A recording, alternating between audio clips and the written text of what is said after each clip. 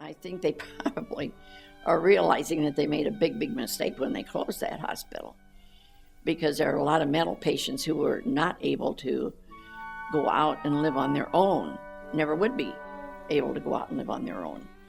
And it was really a very sad situation when these people were put out there. I don't know if the system that we have set up right now to deal with the mentally ill is all that great. One of the negative side effects of deinstitutionalization was a lot of the patients who were deemed not worthy of a lot of more care, patients who maybe could function on their own, but they still had severe problems with depression and other such illnesses. A lot of times those people were just tossed out onto the street and became homeless. There doesn't seem to be any place for these people to go. I know a lot of the people actually ended up on the street because they weren't able to maintain themselves in their apartments or the little homes in which they were put. They would say, I just want to go home. It's unfortunate that their home was taken away from them.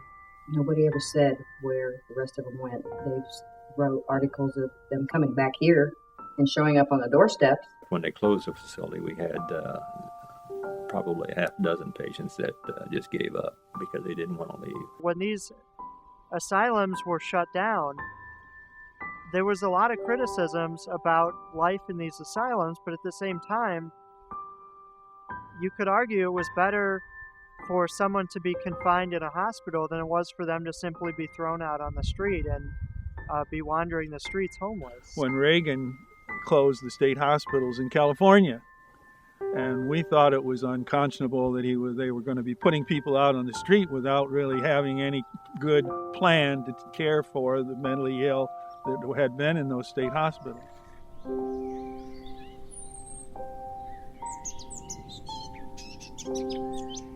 When Peoria State was closing, patients were being transferred. A patient from 4C had been sent to Perino Nursing Home in Pekin.